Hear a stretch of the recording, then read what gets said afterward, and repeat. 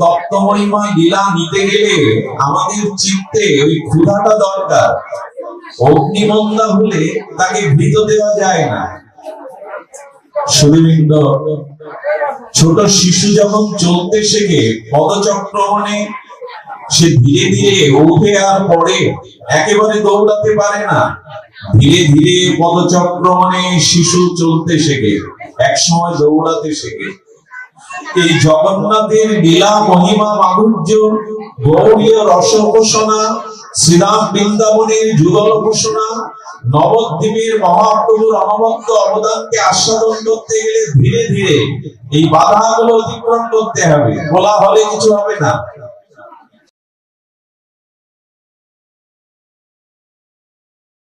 সত্যির একমাত্র কারণ, অনেক তো তীর্থ করলাম, অনেক তো গঙ্গা যমুনায় স্নান করলাম, ওই স্বভাব তো শুদ্ধ হলো না। জন্মান্তরীণ কুসংস্কার থেকে আজ মুক্ত হতে পারলাম না, কারণ আমাদের বাধা পাঁচটি। আমাদের রস বিগলিত লীলাময় বিগ্রহ শ্রী জগন্নাথের যে মহামহিমা আস্বাদনের পূর্বে জানতে হবে বাধা কোথায়। আমাদের বাধা আমাদের পাঁচটি। এই ক্ষণভঙ্গ এবং রোগ সংকুল, আমাদের এই দেহাত্মক যে ব্যথা, এগুলি একটি বাধা। ক্ষুধা, তৃষ্ণা, পিপাসা, রোগ, শোক, এগুলি দেহের ধর্ম। এবং দেহ দ্বারা কর্ম হয়, মন দ্বারা চিন্তন হয়, বুদ্ধি দ্বারা অবস্থান নির্ণয় হয়, আর হৃদয় দিয়ে ভক্তিকে গ্রহণ করতে হয়, প্রেমকে, হরিকে গ্রহণ করতে হয়। কিন্তু যে দেহ দ্বারা কর্ম, এটা ক্ষণভঙ্গ, ক্ষণস্থায়ী, বিনাশশীল। ব্যথা, তৃষ্ণা, ক্ষুধা আর জরাগ্রস্ত, এটি একটি বাধা। শরীর বেশি দিন থাকে না, এই শরীর সাধনার সক্ষমতা হারিয়ে ফেলে। তার মধ্যে ক্ষুধা, তৃষ্ণা আছে, এই প্রথম বাধা। শারীরিক আবেশ দ্বিতীয়। এই বাধাগুলো অতিক্রম না করলে আমরা এই রসময় লীলাময় বিগ্রহ জগন্নাথের মাধুর্য আস্বাদনে সক্ষম হব না। একটা কথা বলি, আমাদের উদরে যখন মন্দ অগ্নি হয়, তখন তাকে উপাদেয় ঘৃত খাওয়ানো যায় না। যখন অগ্নি বৃদ্ধি হয়, ক্ষুধা বৃদ্ধি হয়, তখন তাকে ঘৃত দেন। জগন্নাথের তত্ত্বমহিমা লীলা নিতে গেলে আমাদের চিত্তে ওই ক্ষুধাটা দরকার। অগ্নিমন্দা হলে তাকে ঘৃত দেওয়া যায় না। সুধীবৃন্দ, ছোট শিশু যখন চলতে শেখে পদচক্রমণে, সে ধীরে ধীরে উঠে আর পড়ে, একেবারে দৌড়াতে পারে না। ধীরে ধীরে পদচক্রমণে শিশু চলতে শেখে, এক সময় দৌড়াতে শেখে। এই জগন্নাথের লীলা মহিমা মাধুর্য, গৌরীয় রসঘোষণা, শ্রীরাম বৃন্দাবনের যুগল ঘোষণা, নবদ্বীপের মহাপ্রভুর অনবদ্য অবদানকে আস্বাদন করতে গেলে ধীরে ধীরে এই বাধাগুলো অতিক্রম করতে হবে। বলা হলে কিছু হবে না।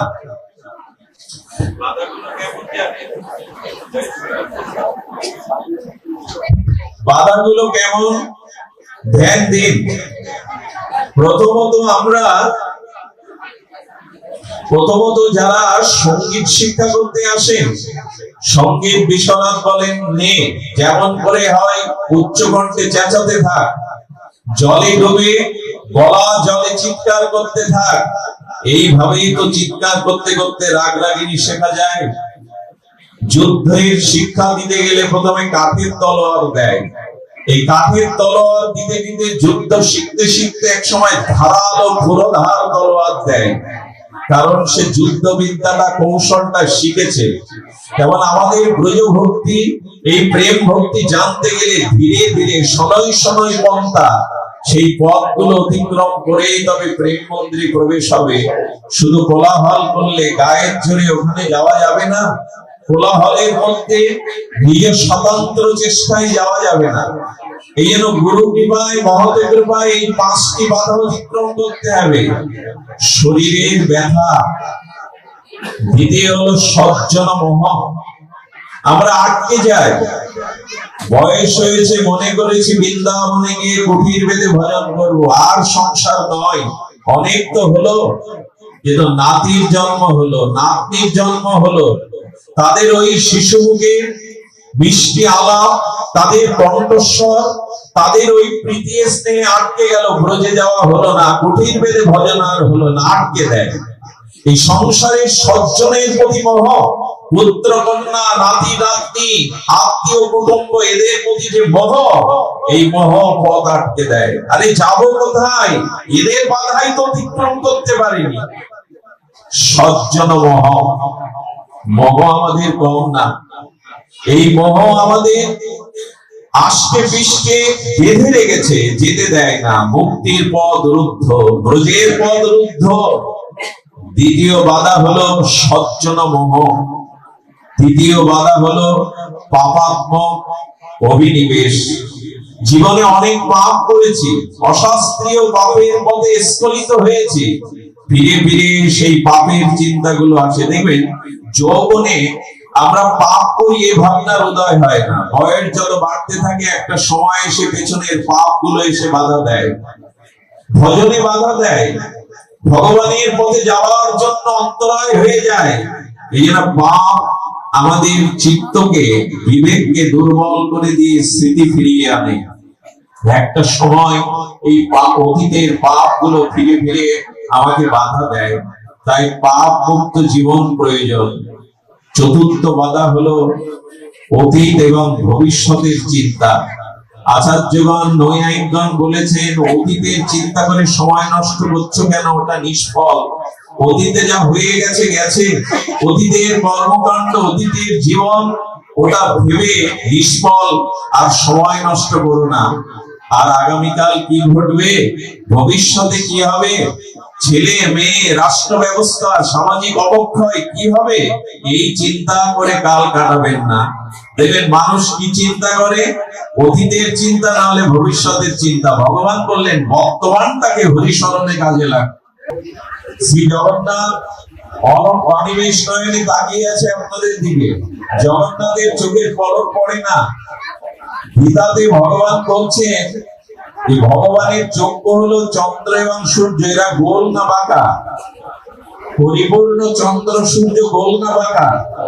জগন্নাথের চোখের এবং অনিমেষ নয়নে গোল হয়ে আছে বলে আমি কিন্তু দেখছি এখানে কি জন্য এসছো তোমরা, কি করছো, আমার পলক পড়ছে না, অনিমেষ নয়নে আমি দেখছি তোমাদের। আর একটা কথা বলি, সামনে বসলে, সামনে থাকলেই জগন্নাথের দৃষ্টি পড়বে এমন না। যারা সবার পেছনে মাটিতে দাঁড়িয়ে কষ্ট করে জগন্নাথের কথা শুনছেন, ওইখানেও জগন্নাথের দৃষ্টি আগে যায়। এই জন্য সামনে নয়,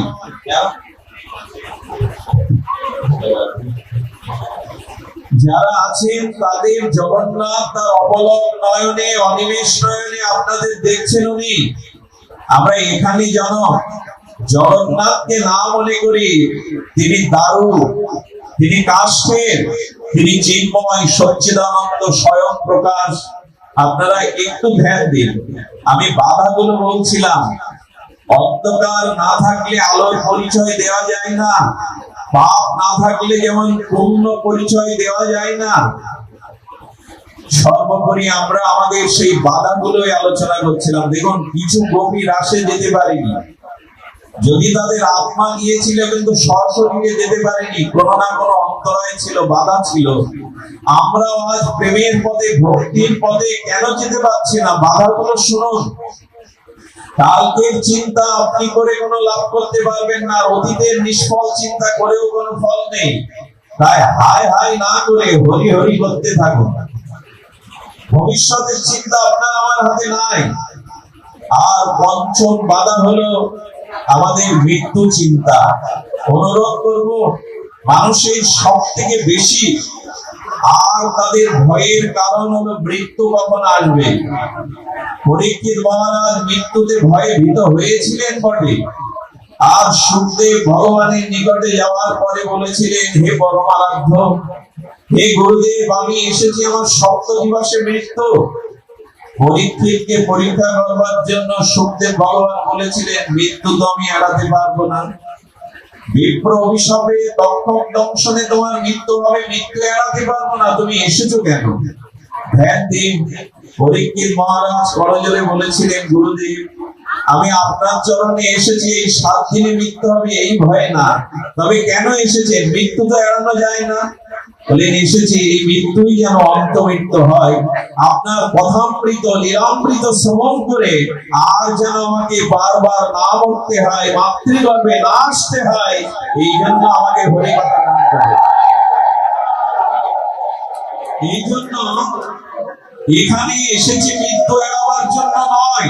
মৃত্যুকে আমরা এড়াতে পারবো না, কিন্তু পুনরায় যাতে আর মৃত্যুর স্বাদ না নিতে হয়, পুনঃ মাতৃ জঠরে না আসতে হয়, এই জন্য হরি কথা, এই জন্য সাধু সঙ্গ। তীর্থযাত্রা করলে, পূজা যজ্ঞ করলে, দান ধ্যান করলে, গঙ্গায় যমুনায় স্নান করলে স্বভাব সংশোধন হবে না, যতদিন সাধুগুরু বৈষ্ণবের সান্নিধ্যে আর এই হরিকথা শ্রবণ কীর্তন না হচ্ছে ততদিন অন্তরায় যাবে না, বাধা যাবে না।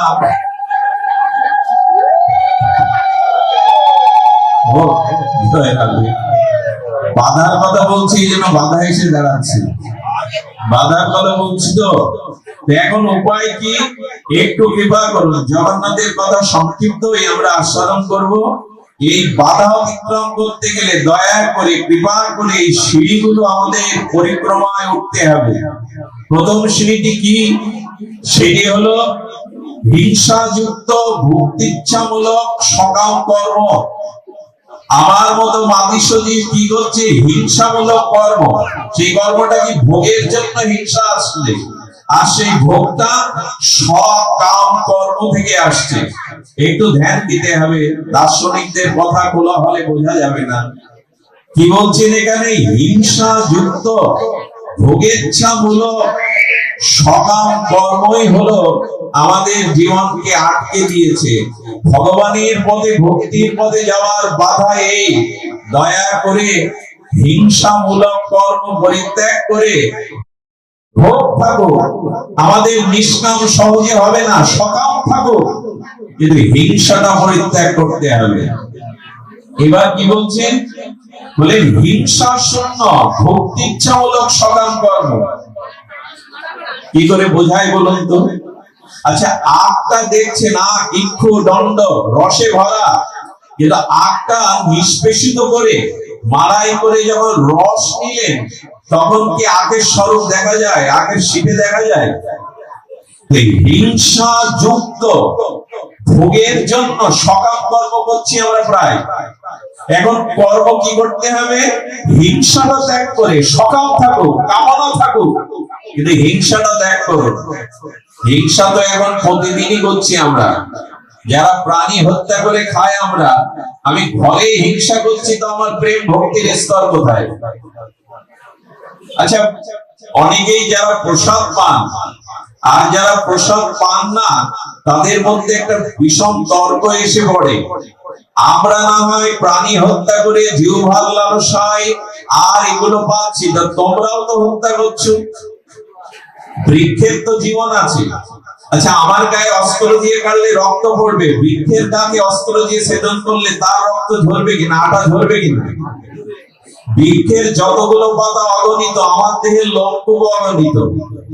আচ্ছা, বৃক্ষেরও সুখ বা দুঃখ অনুভূতি আছে। বৃক্ষের গোড়ায় গিয়ে মলমূত্র ত্যাগ করুন, ওর শাখাটা ভেঙে দিন, ও দুঃখ পাবে, ওর অনুভূতি আছে। আর বৃক্ষকে জল সিঞ্চন করুন, বৃক্ষের তলে বসে হরিকথা নাম কীর্তন করুন, বৃক্ষ আনন্দ পাবে। বৃক্ষেরও আনন্দ দুঃখ অনুভূতি আছে মানুষের মধ্যে। বৃক্ষ খায় নিচের দিক দিয়ে, মাটি থেকে সে রস খাদ্য সঞ্চয় করে। মানুষ ঊর্ধ্বমুখী, এই জন্য মানুষের চিন্তাটা ঊর্ধ্বমুখী হতে হয়।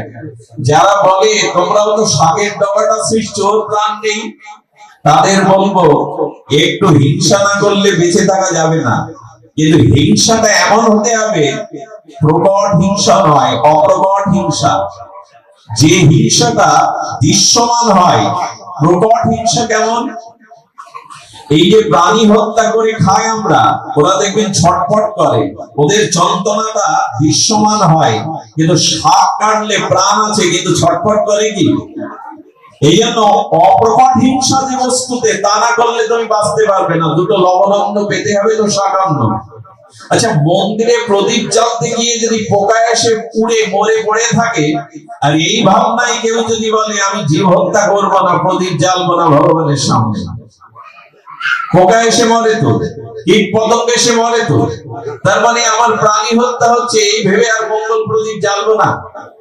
লোক ওইটুকু হিংসা না করলে বেঁচে থাকতে পারবে না। এই জন্য হিংসা যুক্ত ভোগেচ্ছামূলক সকাম কর্মে আমি রত। এর থেকে একটু উপরে উঠুন, জগন্নাথের মন্দিরে যাবেন তো, প্রেম ভক্তি হৃদয়ে ধারণ করবেন তো, তো আটটা তার হেয় পদার্থটা বাদ দিয়ে রস থাকলো।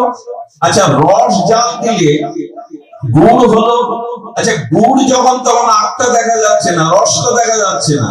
আবার গুড় থেকে চিনি হলো তো গুড় দেখা যাচ্ছে না, চিনি থেকে বিচুরি হলো তো রস দেখা যাচ্ছে না, কিন্তু সবার মধ্যে রস আছে। যেটি মানুষকে একটু একটু করে উপরে উঠতে হবে। এবার তুমি হিংসাটা ভুলে যাও, একটু ভগবানকে দিয়ে পেতে শেখো। হিংসা কর্মটা ত্যাগ করে অহিংসাযুক্ত ভোগ থাকুক, সকাম থাকুক, কিন্তু হিংসাটাও তো ত্যাগ করবে। আচ্ছা, এবার হিংসা ত্যাগ করে ভোগেচ্ছামূলক সকাম কর্ম করলাম, তারপরে হলো মুক্তিচ্ছামূলক সকাম কর্ম। বেদ বলছে এবার তুমি এতে এসে কি করো, কামনা বাসনা সকামার জন্য কিন্তু মুক্তিটাও যেন থাকে। প্রভু ইহকালে যাতে সুখ পাই, পুত্র কন্যা গৃহ এদের নিয়ে সুখে শান্তিতে কাটাতে পারি, কিন্তু মৃত্যুর পরে যাতে নরকে না যেতে হয়, মুক্তি পাই, এই জন্য সকাম কর্ম যাগযজ্ঞ করুন। ইহকালে সুখ আর পরকালে মুক্তি, কেবল সকাম যুক্ত আমাদের মুক্তিচ্ছামূলক কর্ম। সকাম কর্ম করছি, কামনা বাসনায় আছি, কিন্তু যাগ যজ্ঞ করছি, দেব দেবীর পূজা করছি, বিভিন্ন কামনায় পূজা অর্চনা করছি, যাতে সুখ সমৃদ্ধি হয় আর পরকালে যাতে নরকে না বসতে হয়, যাতে মুক্তি পাই। বলে এইখানে থাকলেও প্রেম ভক্তি হবে না, জগন্নাথের রস আনন্দ পৌঁছাতে পারবেন না। এবার কি করতে হবে বলে, এবার নিষ্কাম কর্মে এসো। কাজ তোমার অধিকার, কর্ম তোমার অধিকার, কিন্তু ফল চাইতে যেও না। এবার আরেক সিঁড়ি উপরে ওঠো, নিষ্কাম কর্ম করো। দেখুন, এছাড়া লাভ দিয়ে উঠতে পারবেন না। সিঁড়ি বাই সিঁড়ি যদি না উঠে উঠতে যান, হাত পা ভাঙবেন। আমাদের দশা তাই হয়। আরে এখনো কাম কামনা সকামতা ভোগিচ্ছা গেল না, আমি প্রেম চাইছি, ভক্তি চাইছি। ছেলের হাতের মোয়া নয়, যেটা চাইলেই পাবো। নিষ্কাম কর্ম করতে হবে, যেটুকু করতে হবে তোমার প্রসন্নতার জন্য, আমার চাওয়া পাওয়া নেই। করতে পারি তো তা, এই কাজ করলে আমার সুনাম হবে, হ্যাঁ, চারিদিকে ছড়িয়ে পড়বে আমার ব্যক্তি, না। সকাম কর্ম থেকে এবার নিষ্কাম কর্ম এসো। নিষ্কাম কর্ম যদি কেউ করতে পারে, ফলের আকাঙ্ক্ষা না রেখে যদি নিষ্কাম কর্ম করতে পারে, এবার আপনার জীবনে একটা সম্পদ আসবে, সেটা হলো পরোক্ষ জ্ঞান। কি বললাম? জ্ঞান কিন্তু আসতে হবে, জ্ঞান না আসলে হবে না। পরোক্ষ জ্ঞান আসবে। পরোক্ষ জ্ঞানটা কেমন? এই শরীর অনিত্য, এই রক্ত মাংসে ভরা, রোগ ব্যাধিতে ভরা। কতবার তো শুনলাম, তো দেহাবেশ তো গেল না, দেহের ভোগ বাসনা গেল না। এটা পরোক্ষ জ্ঞান। এই যে আমাদের মুখে শুনছেন আর আপনি শুনে ভালো লাগছে, ঘাড় নাড়ছেন, সমর্থন করে হরিবোল দিচ্ছেন, এগুলো প্রকৃত জ্ঞান না, পরোক্ষ জ্ঞান। মুখস্থ করা জ্ঞান অনেক আনা যায়। হারমোনি এনে দিন আর বলুন, তুমি তো মুখে সারেগামা পাধানিচা বললে, এবার তুলে দেখাও, পারবে না। সারেগামা পাধানিচা মুখে বলা যায়, তাদিন দিন না নাতিন তিন না তাল বলা যায়, তবলায় বাজাতে পারবে না। পরোক্ষ জ্ঞান হয় সকাম কর্ম করলে। আর এই পরোক্ষ জ্ঞান হতে হতে এবার কি হয়, অপরোক্ষ জ্ঞান আসে। অপরোক্ষ জ্ঞান মানে অনুভূতির রাজ্যে যেতে পারবে। আগেরটা কি বললাম? পরোক্ষ জ্ঞান। এবারটা আসবে অপরোক্ষ জ্ঞান। এই অপরোক্ষ জ্ঞানটা কেমন? অনুভূতি। অনুভূতি যখন আসবে, তখন আর আপনি নিজেকে ফাঁকি দেবেন না, বাইরে এক ভেতরে এক এই ভাব থাকবে না। অপরোক্ষ জ্ঞান যখন আপনার এলো, তখন নির্বিশেষ ব্রহ্ম সাক্ষাৎকারের পথে চলে গেলেন, যে হ্যাঁ, ভগবান সব বস্তুতে আছে। তখনই এই অনুভূতি আপনার আসবে। প্রহ্লাদের মতো আপনি আমি বললে ওই স্তম্ভের মধ্যে নৃসিংহ আবির্ভাব হবে? আচ্ছা আপনি একটু দেখান না বলে যে এর মধ্যে ভগবান আছে, বললে আসবে না ভগবান।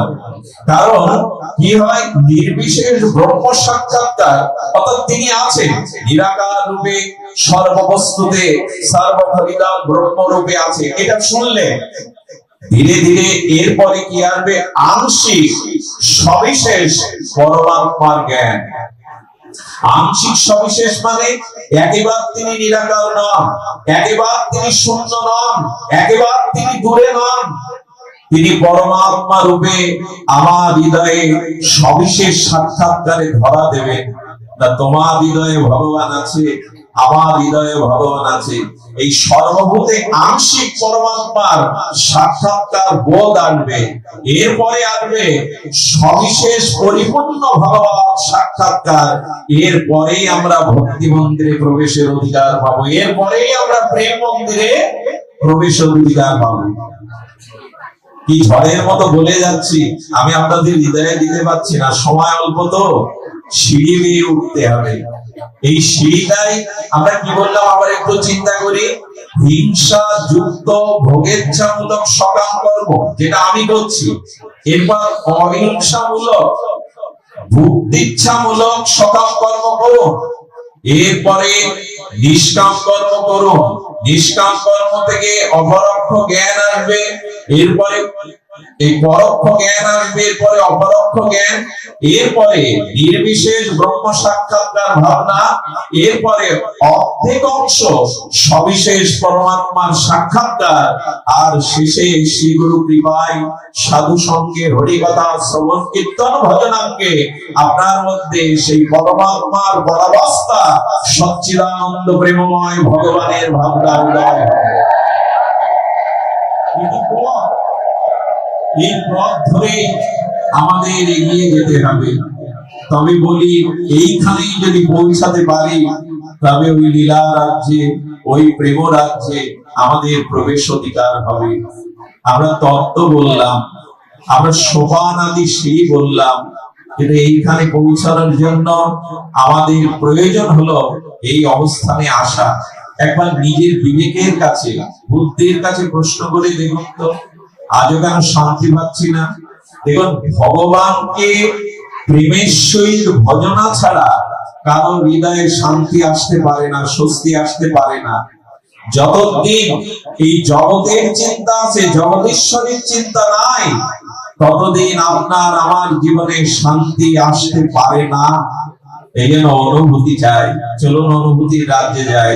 সিদ্ধ মনোহরদাস বাবাজি শ্রীরাম বৃন্দাবনে তখন এত এই কুঠির ছিল না, মলমূত্র ত্যাগ করতে তারা বনেই যেতেন। সিদ্ধ মনোহরদাস বাবা মাটির পরোয়া নিয়ে আর মলমূত্র ত্যাগ করতে গেছে। ধ্যান দিন, এবার ভাব রাজ্যে প্রবেশের, প্রেম রাজ্যে প্রবেশের এগুলি দোয়ার। তারাই আমাদের দিক দর্শন করে গেছেন কিভাবে প্রেম রাজ্যে যেতে হবে। মনোহর বাবাজি, সিদ্ধ বাবাজি ওইখানে বসে বসে কাঁদছেন। আচ্ছা, কাঁদতে কাঁদতে ব্রজ ধুলিতে মাথা গুঁজে কাঁদছেন, কোথায় মলমূত্র বাহ্য ক্রিয়া। কাঁদতে কাঁদতে 1 ঘন্টা হয়ে গেল। ভক্ত শিষ্য সেবকগণ বলছে, বাবা মলমূত্র ত্যাগ করতে গিয়ে ফেরে না কেন? গিয়ে তাকে কাঁদতে কাঁদতে ব্রজের রেণুগুলো ভিজিয়ে ফেলেছে, কাদা হয়ে গেছে। বাবা বাবা মুখ বুঝে কাঁদছেন কেন? উঠুন। বাবাকে এনে আর একটু বসিয়ে যখন বসানো হলো, কান্না থামছে না। বাবা কাঁদছেন কেন? এত ক্রন্দন কেন করছেন? গিয়েছিলেন মলমূত্র ত্যাগ করতে। বলেন, ওরে এতকাল বুঝে বাস করলাম, এতকাল রাধারানীর কৈকর্য প্রেম লাভের জন্য সংসার ছাড়লাম, আমার তো অনুভূতি হলো না। সিদ্ধ মনোহরদাস বাবাজি মহারাজ সিদ্ধ, তিনি বলেন, আমার তো অনুভূতি হলো না। বলো, কেন বলছেন বাবা এই কথা? বলেন, ওই দেখ, আমার থেকে ওই গাধাটা উত্তম, আমার থেকে ওই গাধাটা উত্তম। কেন বাবা? বলে, দেখছিস না, ওই দেখ, ওই গাধাটা ব্রজের ধুলিতে কেমন গড়াগড়ি দিচ্ছে, কেমন অনুরাগে ধুলি ভাবছে। ওই গাধাটার ব্রজ এলো তো অনুরাগ এলো, আমার এলো না, তাই কাঁদছি আমি। পারবো তো এই ভাবনা ভাবতে? পারবো তো? ব্রজে তো যাই, বৃন্দাবনে তো যাই, ধাম শিরোমণি নবদ্বীপে তো যাই, মনে কি পড়ে এই রেণুতে এই গৌর চরণ কৃষ্ণ আছে? এই রেণুতে রাধারানীর এই প্রেমময়ী চরণ ধুলি মেশানো আছে। ওই ধুলিতে গাধা গড়াগড়ি দিচ্ছে। সিদ্ধ মনোহরদাস বাবা দিকে বলছেন আমার হলো না, আমার হলো না। এই জন্য ব্রজের মহাত্মাগণ সাদা কাপড়টাকে ব্রজের ধুলিতে মাখাতে মাখাতে তামাকে পুরো করে নেন, আর ওটাই আমাকে দেন। যদি এই ধুলির স্পর্শে আমার একটু প্রেম হয়, করুণা হয়, এই অনুভূতি গুলো মুখে বলার জিনিস না, এটি অনুভূতির জিনিস। অনুভূতি কেমন জানেন? জগন্নাথের এক বড় ভক্ত ছিলেন, কিন্তু দুর্ভিক্ষ কবলিত হয়ে 3 দিন 2টি সন্তান স্ত্রী নিয়ে উপবাস করে আছে। উপবাস করতে করতে আর কতক্ষণ, জলেরও সন্তান নাই, বন্যা বা অতি খরায় দুর্ভিক্ষ দশায় কিছুই নাই।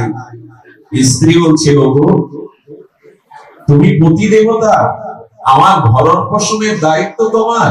আচ্ছা আমার ভরণ পোষণ না করো, সন্তান দুটো না খেয়ে হচ্ছে, কিছু করবে না? মনে মনে ভাবছেন, যার কেহ নাই জগন্নাথ, তুমি তো তার আছো, আমি এদের কি দিয়ে এদের বাঁচিয়ে রাখবো? স্ত্রীকে ডেকে বলছে, ভয় পেও না, চিন্তা করো না, আমার এক বন্ধু আছে জানো, অনেক বড়। বন্ধুর কাছে গেলে কারো অভাব থাকে না, আমাদের দুমুঠো সে দেবে। চলো না, বাচ্চা দুটিকে নিয়ে আমরা বন্ধুর কাছে যাই। আগেই বলেছি, অনুভূতি না আসলে শুধু বাক্য আড়ম্বর দিয়ে শুনে কিছু হবে না।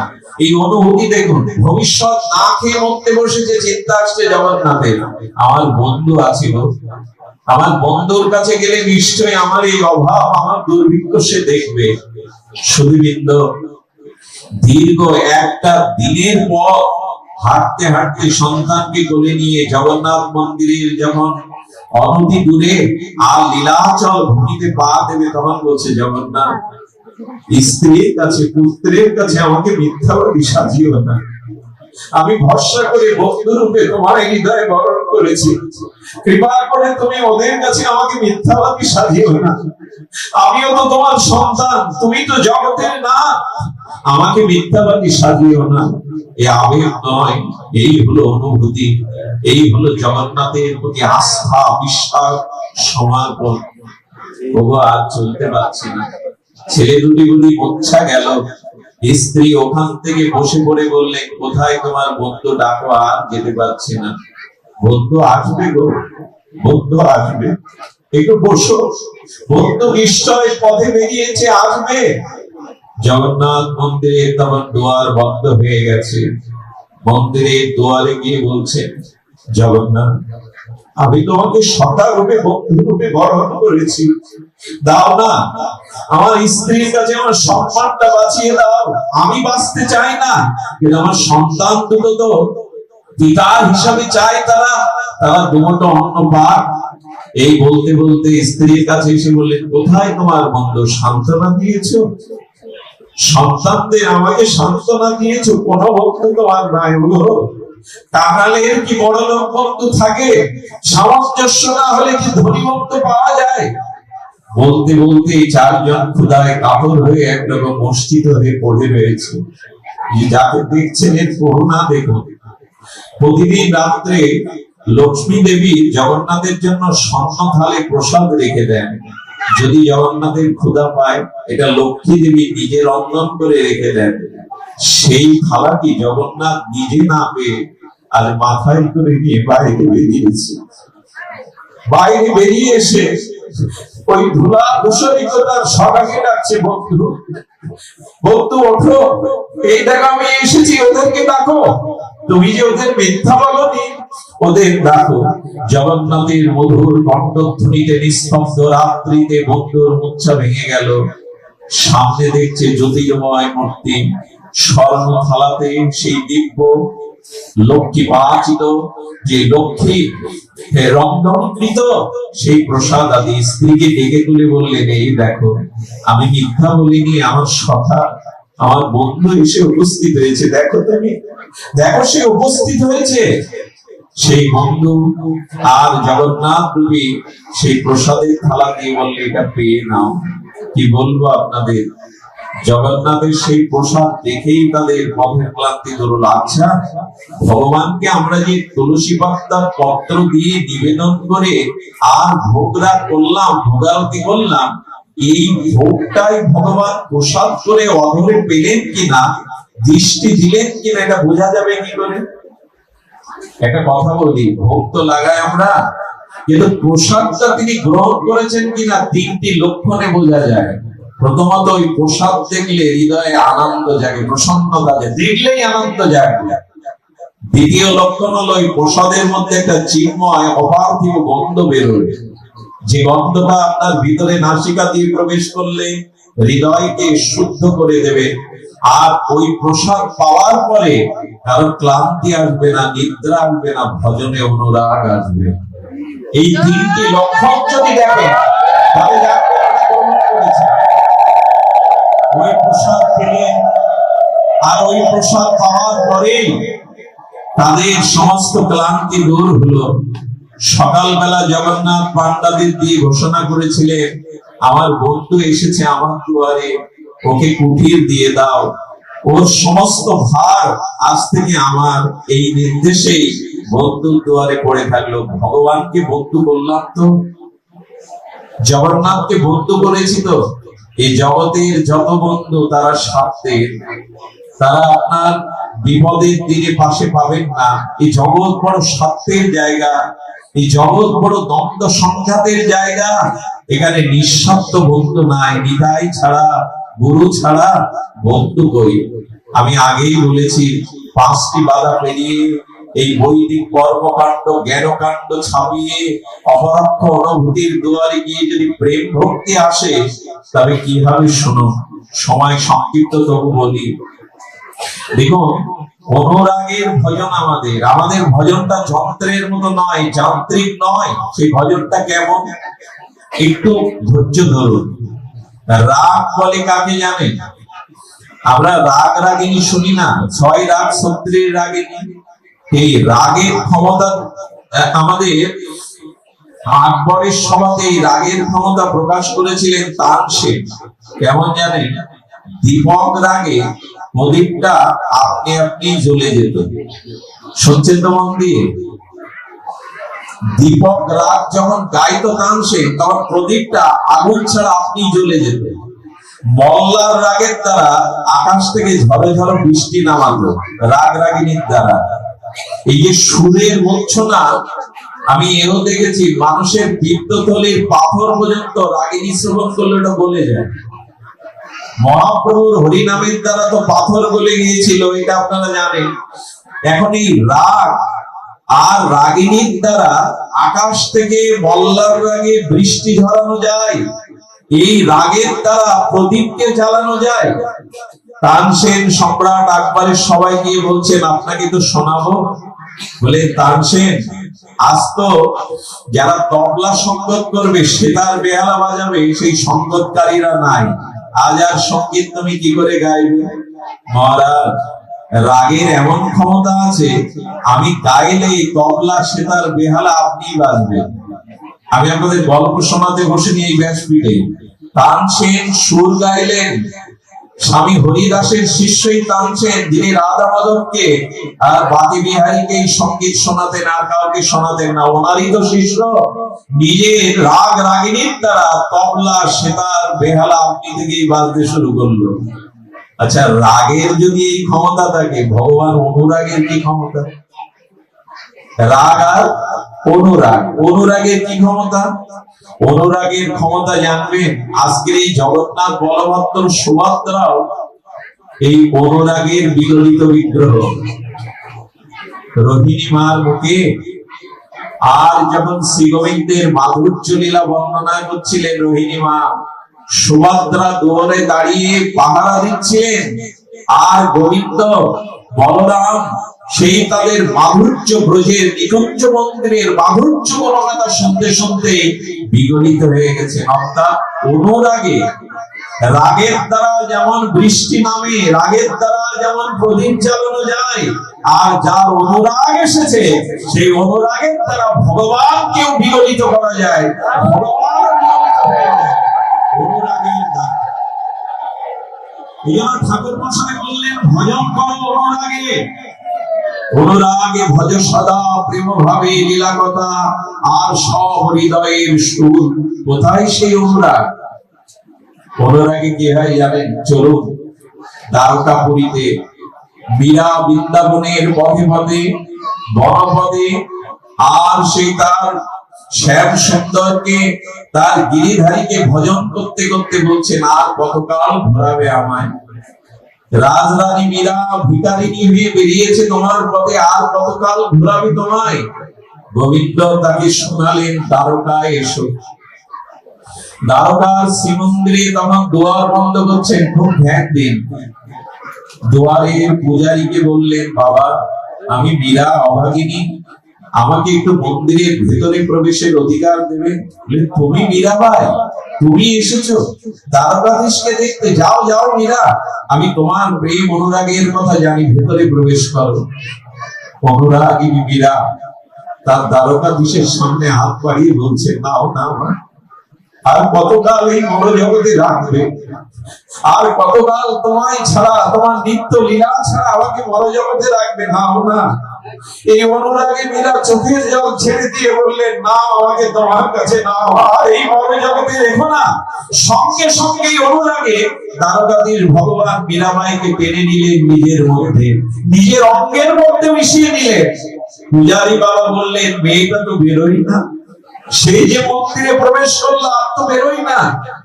ভেতরে গিয়ে দেখলো মীরার শাড়ির আঁচলটা গিরিধারীর দ্বারকাধীশের মুখে একটুখানি লেগে আছে, পুরো মিশিয়ে গিয়েছে নিজের মধ্যে।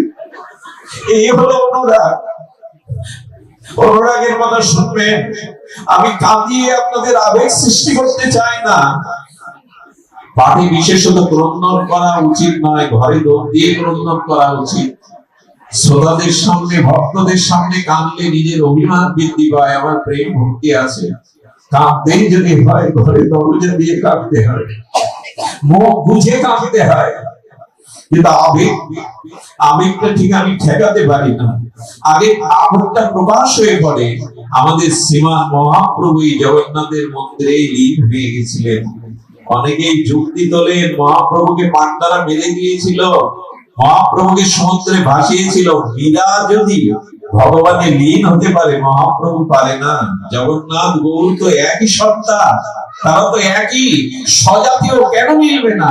অনুরাগে মহাপ্রভু দুহাত বাড়ালে জগন্নাথের বিগ্রহে লীন হয়ে গেছিলেন। এই জন্য অনুরাগে হয় নাকি? আমাদের অভাব শুধু ওইটুকু। এই জন্য যদি প্রেমশ্রু হাহাকার না জাগে, তবে ভগবানের মন্দিরে গিয়ে বলবে তোমাকে পাওয়ার জন্য হাহাকার দাও। সংসারের জন্য অনেক করেছি, অনেক কেঁদেছি, এদের জন্য হৃদয়ে অনেক ব্যথা লেগেছে, তোমার জন্য কবে জাগবে? তোমার জন্য কবে এই ব্যথা জাগবে? প্রেমের পথে আসুন, অনুরাগের পথে আসুন। আচ্ছা, যদি অনুরাগের পথে আসেন তো দুটো জিনিস আপনার জীবনে আর থাকবে না। সেটি হলো আর আপনার জীবনে ত্রিতাপ দুঃখিত যন্ত্রণা দুঃখ জরা ব্যাধি আপনার অনুভূতি থাকবে না। আমাদের জীব গোস্বামীপাদ বলে দিয়েছেন যদি কেউ সদন ভক্তি অঙ্গ প্রবেশ করে, এই অনুরাগের পথে, প্রেমের পথে যুগল মাধুর্য রসের আরাধনা থেকে আসে, তার ক্লেশ থাকে না, তারা শারীরিক মানসিক ত্রিতাপ দুঃখিত যন্ত্রণা থাকে না। আর কি হয়? শুভ বা মঙ্গলের উদয় হয়। ক্লেশ অগ্নি শুভদা, সে অনন্ত অপরিসীম অনন্ত সুখ সাগরে ভাসতে থাকে। আর ক্লেশ অগ্নি, তার জীবনে আর ক্লেশ দুঃখ ব্যথা থাকে না। এই কথার সাথে আপনারা একমত কি? না একমত না? হবেন কেন একমত? যারা ভজন করছে তাদের বড় বড় ব্যাধি হয়, তারাও দুঃখে কাঁদে, যন্ত্রণা পায়, তাহলে এই কথার মিল কোথায়? যে তোমার ভজন করলে, তোমার পথে আসলে তার ক্লেশ থাকে না, তার এই জরা ব্যাধি দ্বিধাবিত যন্ত্রণা থাকে না। কিন্তু বড় বড় সাধুদের দেহেও রোগ দেখা যায়। বড় বড় মহাত্মারা সারা জীবন ভজন করেছেন, তাদেরও কত জরা ব্যাধি দুঃখ ক্লেশ তাদেরও দেখা যায়। বললেন এই যা দেখছেন তা নয়। কেমন জানেন? আহা, খুব মার্মিক কথা গো। অনেক দূর থেকেও এখানে এসে মাটিতে বসেছেন, যেন কথাতে হৃদয়ে যায়, সার্থক হয় আজ গুপ্ত করি এই ঘামে এসে। আচ্ছা, আপনার কোন চিরশত্রু অর্থাৎ চিরদিনের শত্রু, সেই শত্রু কোন ঘটনায় বা কোন একটা অলৌকিক বা কোন একটি ঘটনাক্রমে সেই মহাশত্রু আপনার মিত্র হয়ে যায়, অর্থাৎ প্রকৃত শত্রু থেকে মিত্র হয়ে যায়, তাকে গ্রহণ করবেন কিনা? কোন একটা ঘটনার কারণে, কোন একটা পরিস্থিতির কারণে চিরশত্রু মিত্র হয়ে গেল, তাকে নেবেন কিনা? একটু কথা বলুন, নেবেন কিনা? শত্রু চিরকালের শত্রু তো বলে কোন ঘটনা, অলৌকিক তত্ত্বে, কোন পরিস্থিতির কারণে মিত্র হয়ে গেল, তাকে নিতে হবে, কারণ আর সে ক্ষতি আপনার করবে না। ঠিক তেমনি ভজন যেই করলেন, হরিনাম হরিকথা ভজন যেই শুরু করলেন, সেই কি হবে জানেন? আগে যারা শত্রু ছিল, জরা ব্যাধি দুঃখ কষ্ট ক্লেশ, ওরা আপনার মিত্র হয়ে যাবে, তাকে নেবেন কিনা? বলেন মিত্র হয় কই? এত জরা ব্যাধি। আর যা দেখছি, আমাদের চৈতন্য বাবাকে দেখেছেন, চৈতন্য বাবার পার একটা হাড় না, শিরা না চিকন হয়ে গেছে, 30টা বছর পরিক্রমা করেছেন, এটা এখন খুঁড়িয়ে খুঁড়িয়ে হাঁটেন, কিছুদিন পরিক্রমা করতে পারেননি। আমাদের প্রাতঃস্মরণীয় মুরারি মোহন দাস বাবাজি মহারাজের দুটো কিডনি বিকল হয়ে গেল। আচ্ছা, কেন? এরা সারা জীবন রাধারানীকে ভজন করেছেন, এরা সারা জীবন নিজের জীবন যৌবন সবকিছু অর্পণ করেছেন, তবে এদের কেন ব্যাধি দেখা যায়, এদের কেন দুঃখ কষ্ট সইতে দেখা যায়? বলে যা দেখছো তা নয়, ওই শত্রু যেমন মিত্র হয়ে যায়, এদেরও তাই হয়। বলে কেমন করে? বললো যেগুলি দেখছো সেগুলি ওদের দুঃখ দিতে পারে না। দেখুন, ভক্তের জীবনে দুঃখ আর অভক্তের জীবনে দুঃখ এক নয়।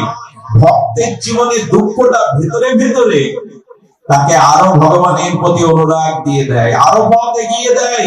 আর অভক্তের জীবনের দুঃখ তাকে জরা চিন্তা মগ্ন করে শেষ করে দেয়। দুজনের দুঃখ এক নয়। গুরু মহারাজ দৃষ্টান্ত দিয়েছে, সেই ইঁদুরটাকে বিড়াল যেভাবে দাঁত দিয়ে ঘাড় মটকে ধরে চিবায়, প্রাণ সংহার করে, ওই একই দাঁত দিয়ে, একই গাল দিয়ে, একই ঘাড় মটকে বিড়ালির বাচ্চাটাকে উনুনে তাপে রেখে আসে, তার দাঁতের স্পর্শ হয় না। দুইটা একই ভাবে ধরে, একই দাঁতে ধরে, একই ঘাড় মটকে ধরে, কিন্তু কষ্ট হয় না। ভক্তের জীবনে দুঃখটাও তার জীবনে অনুরাগ বাড়িয়ে দেয়, প্রীতি বাড়িয়ে দেয়, আস্বাদন বাড়িয়ে দেয়। ভয় পাবেন না, এ পথে যারা এসেছেন, দুঃখ কষ্ট যন্ত্রণাটা অপরিণময় হয়ে যায়। বলে দেখি যে দুঃখ, বলে যেটা দেখছো তা নয়। একটা দৃষ্টান্ত গুরু মহারাজ এনেছেন। আচ্ছা, যিনি যৌবনে স্ত্রী, রাজ্য, পুত্র কন্যা ছেড়ে ভজন করলেন, সেই জড় ভারতের কথা আপনারা শুনেছেন। সেই ভজন করতে করতে হরিণ হয়ে জন্মালেন, তাহলে ভক্তের প্রারব্ধ গেল কই? মৃত্যুর সময় হরিণ চিন্তা করতে করতে হরিণ হতে হলো, তাহলে ভক্ত ভজন করে প্রারব্ধ আটকালে গেল কই? হরিণ জন্ম কি সুখের জন্ম? তোমরা এক মুখে কত কথা বলবে? ভজন করলে দুঃখ থাকে না, প্রারব্ধ থাকে না, কর্মফল ভোগ করতে হয় না। আবার ভরতের মতো মহর্ষি ভজন করে হরিণ হলো, তোমাদের কোন কথা নেব আমরা? এই প্রশ্ন যদি আসে, উত্তর দিয়েছে মহাত্মা, বড় বিচিত্র উত্তর। বললেন দেখুন, আমাদের এই ভাটপাড়া গোসাইদের বাড়ি কত টাকা সোনা আছে, এটা আপনাদের বলবে কি মাইকে উঠে? আমার ঘরে অমুক জায়গায় এতটা সোনা আছে বলবে কি? আমি বলবো কি আমার বাড়িতে কোথায় টাকা সোনা আছে?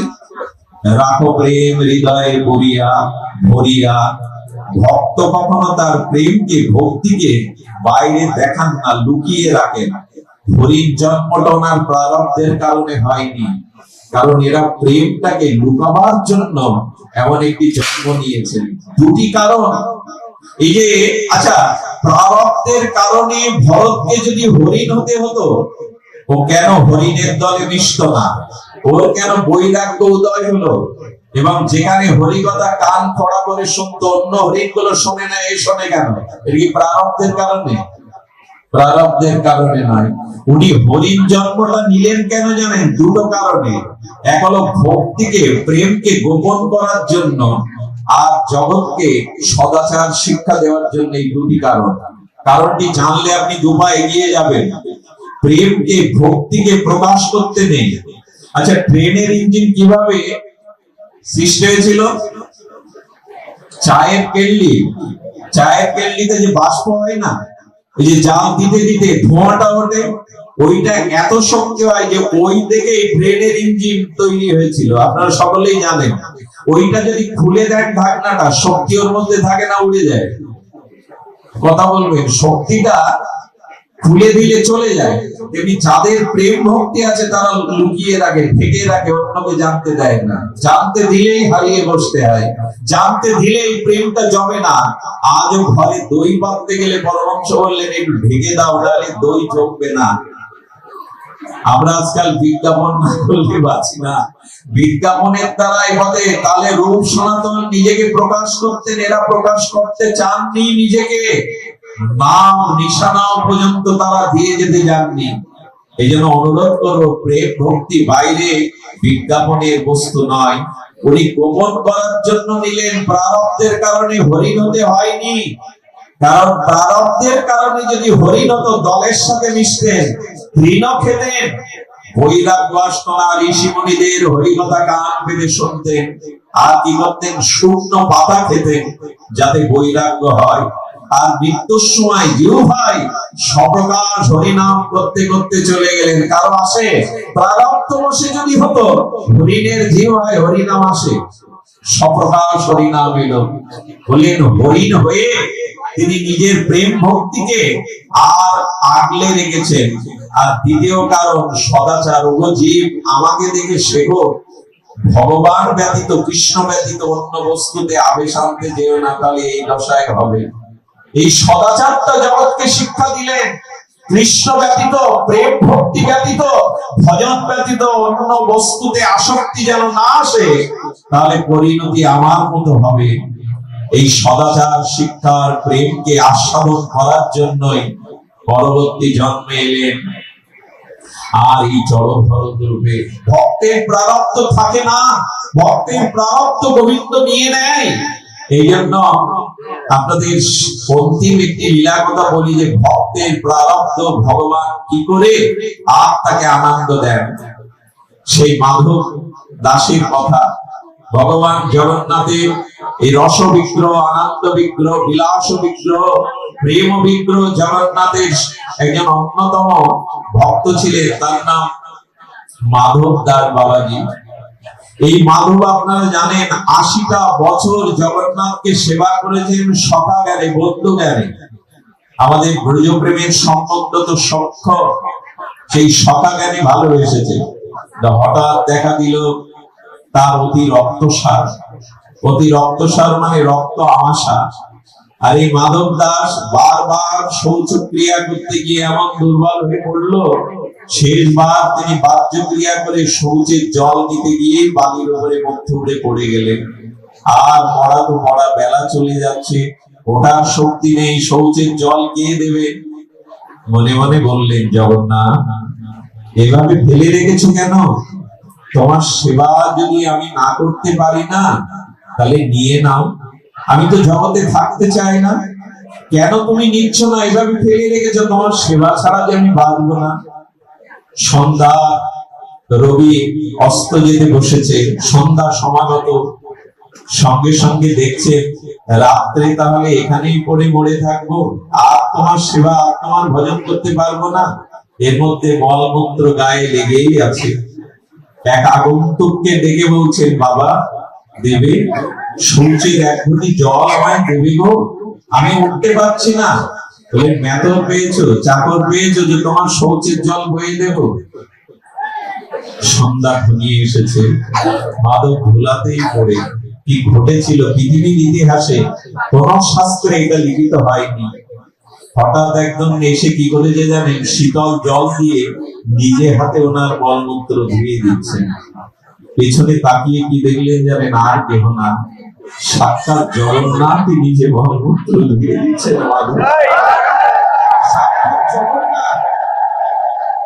না প্রভু না, এ করতে তুমি যেও না, আর কত কলঙ্কিত করবে আমায়, আমার মলমূত্র ধুয়ে দেবে তুমি। জগন্নাথ এ করে কেন কলঙ্কিত করছো আমাকে? এ তোমার কাজ নয়।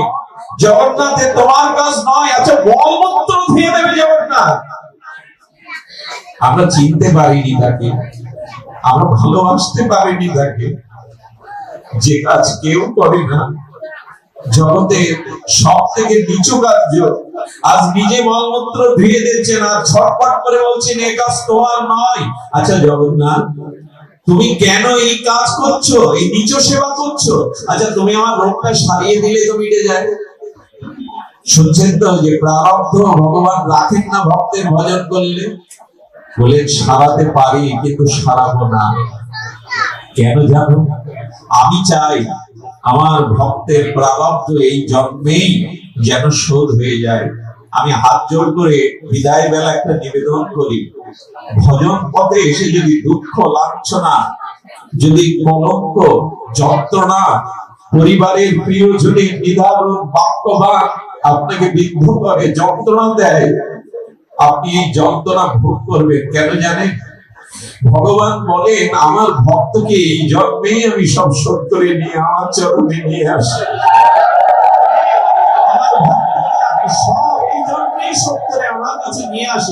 আর যাতে তাকে এই মরণশীল জগতে না আসতে হয়, তাই বাইরে ভয় পাবেন না। তাকে ভালোবাসলে কাঁদতে হয়, রোগ শোধ জয়াবাদী দিতে হয়। এর মধ্যেই আনন্দ লুকিয়ে আছে, এর মধ্যেই প্রেম লুকিয়ে আছে।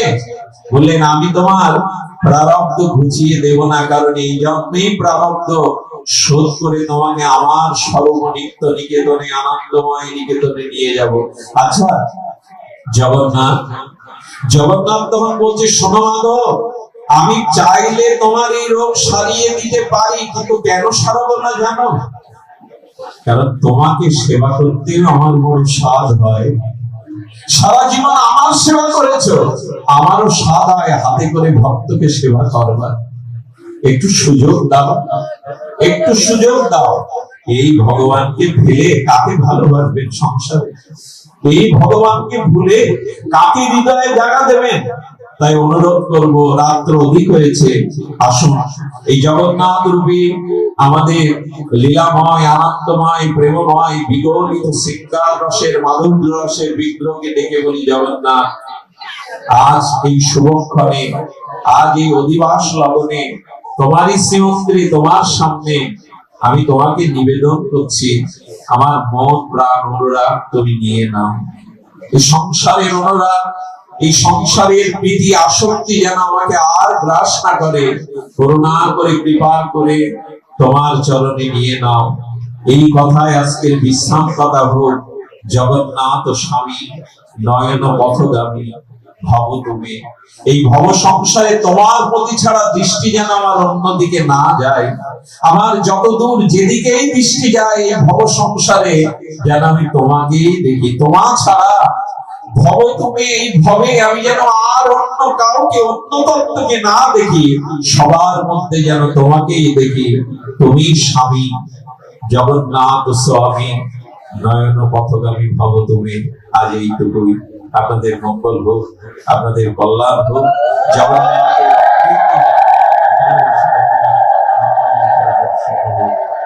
আমার সাথে আমাদের প্রেমানন্দ ধনঞ্জয় নিতাই এরা এসেছিলেন, আমি তাদের কৃতজ্ঞতা জানাই।